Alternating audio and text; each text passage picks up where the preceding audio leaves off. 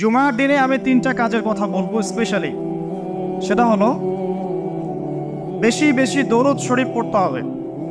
জুমার দিনে বেশি বেশি দরুদ পড়তে হবে, কারণ নবী করিম সাল্লাল্লাহু আলাইহি ওয়াসাল্লাম বলেছেন, জুমার দিনে নবী সাল্লাল্লাহু আলাইহি ওয়াসাল্লামের উপরে যে দরুদ পড়া হয় এগুলো তার কাছে পেশ করা হয়, তার সামনে উপস্থাপন করা হয়। কেউ সালাম দিলে নবী করিম সাল্লাল্লাহু আলাইহি ওয়াসাল্লাম তার জবাব দিয়ে থাকেন। এখন এই জবাব কিভাবে দেন এটা সম্পূর্ণ আল্লাহ পাকের ব্যাপার। এটা নিয়ে আমাদের বৈজ্ঞানিক ব্যাখ্যার দরকার নাই। আমরা বিশ্বাস রাখবো নবী সাল্লাল্লাহু আলাইহি ওয়াসাল্লাম জবাব দিয়ে থাকেন সালামের। আমরা আত্মা কাকে বলে জানি না। আত্মার কি কোনো বৈজ্ঞানিক ব্যাখ্যা আছে? স্বপ্ন দেখি মাঝে মাঝে আমরা, স্বপ্ন সত্য হয়। অনেক সময় অনেকের স্বপ্ন সত্য হয়, কোরআন তার সাক্ষী।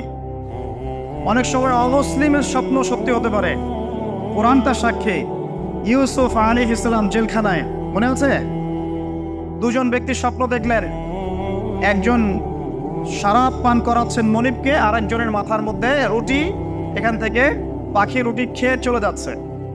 এই দুজন ব্যক্তি কিন্তু অমুসলিম, মুসলিম নন। তারপরে ইউসুফ আলাইহিস সালাম বললেন, একজন নিষ্কৃতি পাবে এবং তার মালিককে সে শরাব পরিবেশন করবে, সে মুক্ত হয়ে যাবে সামনেই, অচিরেই। আরেকজন ব্যক্তি, তোমাকে শুলদণ্ড দেওয়া হবে, তোমার মাথার মধ্যে যে মগজ আছে এটা পাখি এসে খেয়ে ফেলবে। কদি আলম, এটা হয়ে গেছে, এটা আল্লাহর পক্ষ থেকে ফয়সালা। তাহলে এই স্বপ্ন মিথ্যা ছিল না সত্য? এই স্বপ্নের বৈজ্ঞানিক কি ব্যাখ্যা আছে? বিজ্ঞানকে এই পর্যন্ত যেতে পারবে? নাই। অতএব সবকিছুর বৈজ্ঞানিক ব্যাখ্যা বুঝতে হবে না। নবী সাল্লাল্লাহু আলাইহি ওয়াসাল্লাম বলেছেন, নবী সাল্লাল্লাহু আলাইহি ওয়াসাল্লামের প্রতি দরুদ পাঠ করা হলে এই দরুদগুলো সংগ্রহ করার জন্য এক শ্রেণীর ফেরেশতা আছেন, স্পেশাল ফেরেশতা, মালায়েকা। আর আমাদের সায়েন্স অবশ্য মালায়েকায় বিশ্বাস করে না, তারা জিন জাতিতেও বিশ্বাস করে না। যদিও বা অনেক তত্ত্বপাত্তর সাথে জিনের সম্পর্ক আছে। এটা আবার কেমন কথা? এটাও কোরআনেই আছে যে দুনিয়াতে যে ব্যক্তি শয়তান, মানুষ শয়তান, তার সাথে জিন শয়তানের যোগাযোগ থাকে। বিশ্বাস করেন না? দুনিয়াতে যে ব্যক্তি মানুষ শয়তান তার সাথে জিন শয়তানের যোগাযোগ থাকে। একটা হাদিসে এমনও পড়েছিলাম আমরা স্টুডেন্ট লাইফে, আল্লাহ রাব্বুল আলামিন যখন কোনো আদেশ নাজিল করেন তখন ফেরেশতারা সেটা নিয়ে ডিসকাস করতে থাকেন আসমানে, এবং জিন জাতি প্রথম আসমানের কিনারা পর্যন্ত পৌঁছে যায় এবং সেখানে গিয়ে কানে শ্রবণ করার চেষ্টা করে কি নিয়ে আলোচনা করা হচ্ছে। যদি কোনো একটা সংবাদ তাদের কান পর্যন্ত চলে আসে, তাদেরকে বিতাড়িত করার জন্য আল্লাহ রাব্বুল আলামিন উল্কাপিণ্ড ছোড়েন। ওখানকার ফেরেশতারা আছেন, তারা অগ্নিশিখা নির্বাপন করেন। সূরা সফফাতের প্রথম দিকে পড়ে দেখবেন।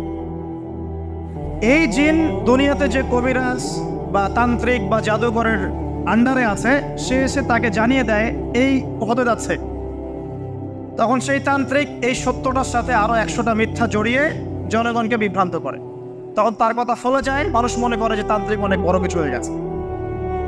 তো এগুলো সবই ফিতনা। যাই হোক, এই জিনের ব্যাখ্যা কিন্তু আমরা করতে পারছি না বিজ্ঞান দিয়ে। নবী করিম সাল্লাল্লাহু আলাইহি ওয়াসাল্লাম বলেছেন, এক শ্রেণীর স্পেশাল ফেরেশতা আছেন যারা দরুদগুলোকে সংরক্ষণ করেন। আমরা যে কথাগুলো বলছি রেকর্ড হয়ে যাচ্ছে না? আজকে থেকে 100 বছর 200 বছর আগে মানুষ এটা কল্পনা করতে পারতো? আমরা এখন যেখানেই মুভ করছি, সিসি ক্যামেরা, ভিডিও, এটা সেটা, স্যাটেলাইট, এগুলো আছে না? আজকে থেকে 300 বছর আগে মানুষ এগুলো বিশ্বাস করতে পারতো? আজকে থেকে 1000 বছর আগের কোনো মানুষকে বলেন স্যাটেলাইট দিয়ে পুরো বিশ্ব নিয়ন্ত্রণ করা যায়, সে বলবে যে পাগল, তার মাথায় ঢুকবেই না স্যাটেলাইট কি জিনিস। যে একইভাবে আল্লাহ পাকের জ্ঞান হচ্ছে লক্ষ কোটি কোটি বছর আগের, চির নতুন, চির প্রাচীন, চির আধুনিক। এই জ্ঞানের ঊর্ধ্বে কারো জ্ঞান নয়। এই জন্য এখন এগুলো কথা অনেকেই প্রশ্ন তোলে যে ফেরেশতা আবার কি জিনিস, জিন আবার কি, ইসলাম এগুলোতে কেন বিশ্বাস করে? সুবহানাল্লাহ। মানে তাদের বক্তব্য হচ্ছে ল্যাবরেটরিতে যেটা প্রমাণ করা যাবে না সেটার অস্তিত্ব নাই। প্রত্যেকটা বস্তুকে হয় কঠিন হতে হবে, না হলে তরল, না হলে বায়বীয়, বাইরে কিচ্ছু নাই। আসলে কি তাই? তো সবকিছুকে বিজ্ঞান দিয়ে ব্যাখ্যা করতে হবে জরুরি না। এর ঊর্ধ্বে অনেক কিছু আছে। এর জ্ঞান, এর শেষ সীমা থেকে আল্লাহ পাকের জ্ঞান শুরু হয়। অতএব এটাকেই চূড়ান্ত জ্ঞানের মানদণ্ড মনে করার কোনো কারণ নাই। আমাদের মধ্যে একটা শিরকি আকীদা ঢুকে গেছে এখন। এটা একটা শিরকি আকীদা। সেটা হচ্ছে যে কোনো বিষয় যদি বৈজ্ঞানিকভাবে প্রমাণিত না হয়, কোরআন সুন্নাহয় থাকলেও মনে করি এটার অস্তিত্ব নাই। এটা আমাদের সাইকোলজিক্যাল সমস্যা। এখন এই জেনারেশনে বেশি সমস্যা, কারণ তারা পড়াশোনা করতে করতে মনে করছে সব কিছুকেই বিজ্ঞান দিয়ে প্রমাণ করতে হবে। তুমি তো তোমার আত্মাকেই প্রমাণ করতে পারবে না।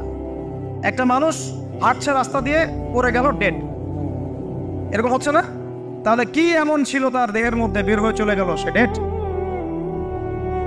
বলবো হৃদযন্ত্রের ক্রিয়া বন্ধ হয়ে মারা গেছে। তা ক্রিয়াটা বন্ধ হলো কিভাবে?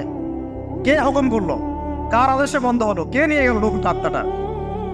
এগুলো তো ব্যাখ্যা করতে পারবে না। সো এই কনসেপ্ট থেকে বের হয়ে আসতে হবে যে প্রত্যেকটা বিষয় বিজ্ঞান দিয়ে প্রমাণ হলে পরেই বিশ্বাস করবো, না হলে করবো না, এটা ঠিক নয়।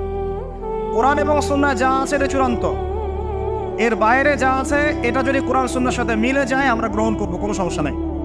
কিন্তু না মিললে আমরা কোশ্চেন সেটা মানতে রাজি নই।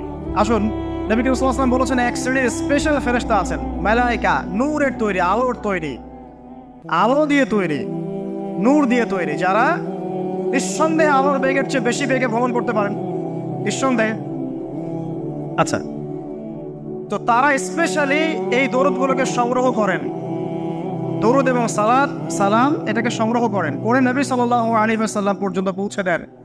এরপর আল্লাহ রাব্বুল আলামিন, আল্লাহ সুবহানাহু ওয়া তাআলার ইচ্ছায় নবী করিম সাল্লাল্লাহু আলাইহি ওয়াসাল্লাম এর জবাব দিয়ে থাকেন। একটু চিন্তা করেন যে আপনি মনে করেন আল্লাহ রাসূল সাল্লাল্লাহু আলাইহি ওয়াসাল্লামের দরজায় দাঁড়িয়ে আছেন, কথার কথা মনে করেন যে তিনি জীবিত আছেন, কথার কথা। আপনি তার বাড়ি চেনেন, তার বাসায় গেলেন, গিয়ে নক করলেন, গিয়ে নক করে বললেন আসসালামু আলাইকুম। এবার নবী সাল্লাল্লাহু আলাইহি ওয়াসাল্লাম ভিতর থেকে আপনাকে বললেন, কথার কথা ধরে নেন যে ওয়া আলাইকাস সালাম। এর অর্থ কি? ওয়া আলাইকাস সালাম অর্থ কি? আপনার উপরেও শান্তি বর্ষিত হোক। আচ্ছা, আবার মনে করেন আপনি বাসার ভিতরে আছেন, আপনার বাসায় নবীজি এসেছেন সাল্লাল্লাহু আলাইহি ওয়াসাল্লাম, কথার কথা। এবার তিনি আপনার দরজায় নক করছেন, নক করে বলছেন আসসালামু আলাইক, তোমার উপর শান্তি বর্ষিত হোক। তো নবী সাল্লাল্লাহু আলাইহি ওয়াসাল্লামের এই যে দোয়া, তোমার উপরে শান্তি বর্ষিত হোক, এটা যে যত বেশি পাবে তার জীবনটা তত সুন্দর হবে না? অতএব যে ব্যক্তি যত বেশি দরুদ পাঠ করবে, যত বেশি সালাত প্রদান করবে নবী সাল্লাল্লাহু আলাইহি ওয়াসাল্লাম, ইনশাআল্লাহ তাআলা সে সচ্ছল হবে, টেনশন ফ্রি থাকবে, সুখে শান্তিতে পৃথিবীতে বসবাস করবে ইনশাআল্লাহ। আর সুখ বলতে আমি শুধুমাত্র চাকচিক্য বোঝাচ্ছি না, বাড়ি গাড়ি স্ট্যাটাস বোঝাচ্ছি না। সুখী হওয়ার জন্য টাকা যথেষ্ট না।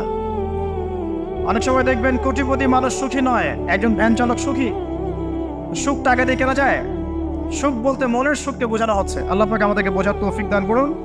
আমি যেটা বলতে চাচ্ছিলাম, জুমার দিনে বেশি থেকে বেশি নবীর উপর দরুদ পাঠ করতে হবে। কোন দরুদ পাঠ করব? একটা সংক্ষিপ্ত দরুদ হচ্ছে, পড়তে পারি আল্লাহুম্মা সাল্লি ওয়া সাল্লিম আলা নবিয়িনা মুহাম্মদ, এটা পড়তে পারি। আরেকটা আছে আল্লাহুম্মা সাল্লি আলা মুহাম্মাদিন ওয়া সাল্লিম, এটা সংক্ষিপ্ত। আর যদি আপনার সামনে নবীর নাম উচ্চারণ করা হয় বলবেন সাল্লাল্লাহু আলাইহি ওয়াসাল্লাম। অথবা সবচেয়ে সেরা দরুদ হচ্ছে দরুদ ইব্রাহিম, আল্লাহুম্মা সাল্লি আলা মুহাম্মদ ওয়া আলা আলি মুহাম্মদ কামা সাল্লাইতা আলা ইব্রাহিম ওয়া আলা আলি ইব্রাহিম ইন্নাকা হামিদুম মাজিদ। আল্লাহুম্মা বারিক আলা মুহাম্মদ ওয়া আলা আলি মুহাম্মদ কামা বারাকতা আলা ইব্রাহিম ওয়া আলা আলি ইব্রাহিম ইন্নাকা হামিদুম মাজিদ। এটা প্রথম আমল, জুমার দিনে করবেন। এছাড়া প্রত্যেক দিন সকালে 10 বার এবং সন্ধ্যায় 10 বার করে দরুদ পড়বেন। তাহলে কি হবে? ইনশাআল্লাহ তাআলা আপনি, আমি, আমরা সবাই কিয়ামতের মাঠে নবী সাল্লাল্লাহু আলাইহি ওয়াসাল্লামের সুপারিশ পেয়ে যাব ইনশাআল্লাহ। সুপারিশ সম্পর্কে একটা হাদিস শুনিয়ে দেই, যথেষ্ট হবে ইনশাআল্লাহ। নবী সাল্লাল্লাহু আলাইহি ওয়াসাল্লাম বলেছেন, আমার উম্মতের যে ব্যক্তি, যে কোনো ব্যক্তি, নারী পুরুষ, সাদা কালো, বাঙালি, পাকিস্তানি, আফগান, সিরিয়ান, যেখানকার মানুষ হোক না কেন, যে কোনো ব্যক্তি, সে যদি শিরিক না করে মারা যায়, আল্লাহর সাথে শিরিক করে নাই, এই অবস্থায় মারা গেছে, নবী সাল্লাল্লাহু আলাইহি ওয়াসাল্লামের সুপারিশ তার উপর ওয়াজিব হবে ইনশাআল্লাহ। ইনশাআল্লাহ সে জান্নাতে যাবে যদি শিরিক না করে মারা যায়। অন্য যে কোনো পাপ আল্লাহ যাকে ইচ্ছা মাফ করতে পারে। আল্লাহ পাক আমাদেরকে শিরিক মুক্ত আমল করার তৌফিক এনায়েত করুন, আমিন। জুমার দিনের দ্বিতীয় আমল হচ্ছে আপনাকে সূরা কাহফ তেলাওয়াত করতে হবে। এটা খুবই ইম্পর্টেন্ট একটা আমল। জুমার দিনে সূরা কাহফ অবশ্যই তেলাওয়াত করবেন। যদি পুরোটা তেলাওয়াত করতে নাও পারেন, কমপক্ষে প্রথম 10 আয়াত, শেষের 10 আয়াত তেলাওয়াত করবেন। ফজিলত, আল্লাহ রাব্বুল আলামিন আপনাকে মাসিহুদ দাজ্জালের ফিতনা থেকেও বাঁচাবেন ইনশাআল্লাহ। আর এখন আমরা দাজ্জালের ফিতনা যুগেই বাস করছি, কোনো সন্দেহ নাই। প্রতিটা সেক্টরেই ফিতনা আছে, প্রতিটা সেক্টর। এই যুগে বসবাস করে যে ব্যক্তি মনে করে যে আমি ফিতনামুক্ত একটা পরিবেশে বসবাস করছি, এর চেয়ে অন্ধ ব্যক্তি পৃথিবীতে আর কেউ নাই। আপনি আল্লাহর নূর দিয়ে দেখেন, আপনি দেখবেন প্রতিটা সেক্টরেই ফিতনা, প্রতিটা সেক্টরে। হোক সেটা কালচার, হোক সেটা এডুকেশন, হোক সেটা ইকোনমি, পলিটিক্স, ওয়ার্ল্ড অ্যাফেয়ার্স, পরিবার, যে কোনো জায়গায় দেখবেন ফিতনা, প্রত্যেকটা জায়গায় ফিতনা। এই ফিতনার যুগে বসবাস করে যদি আমরা নিরাপদ থাকতে চাই, তাহলে সূরা কাহফ তেলাওয়াত করতে হবে, কমপক্ষে প্রথম 10 আয়াত এবং শেষ 10 আয়াত। আল্লাহ পাক তৌফিক এনায়েত করুন, আমিন। আরেকটা আমল বলবো জুমার দিনে, সেটা হলো যে জুমার দিনে বেশি বেশি দোয়া করবেন আল্লাহর কাছে, কারণ এই দিনে দুইটা সময় আছে, এই সময় দোয়া কবুল হয়ে যাবে ইনশাআল্লাহ।